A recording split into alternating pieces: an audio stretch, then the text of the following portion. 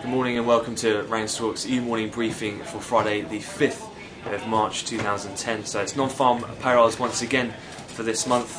First of all, though, we'll take a look in terms of the Asian session, where we did see some pretty strong gains in Japan. The Nikkei did finish up around 2.2%. That was predominantly aided by a news article which came out from the Nikkei Daily that suggested that the Bank of Japan could well be looking at further ways to ease their policy, given in mind that their rates are already at 0.1%. The Nikkei piece also suggested any announcement could come as soon as within the next 4 weeks. So that did boost the Nikkei, was up 2.2, and it did also contribute to some weakness in the yen across the major pairs in the foreign exchange markets. That also did contribute to a lift in the exporter stocks.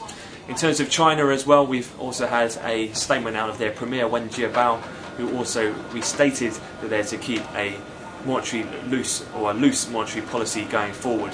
So putting to bed any of that speculation yesterday of potential further reserve requirement hikes that did the rounds.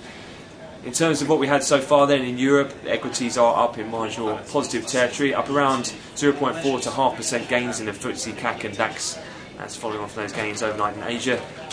But much of the focus does then turn to the non-farm payroll report. In fixed income, we're broadly flat at the moment in terms of T-notes and Bund futures.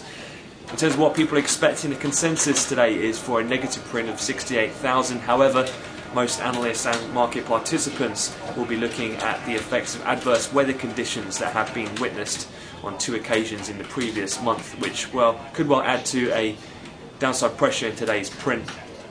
Other than that, though, pretty quiet, so the focus this morning will be on that main number, and that'll be due at 1:30 London.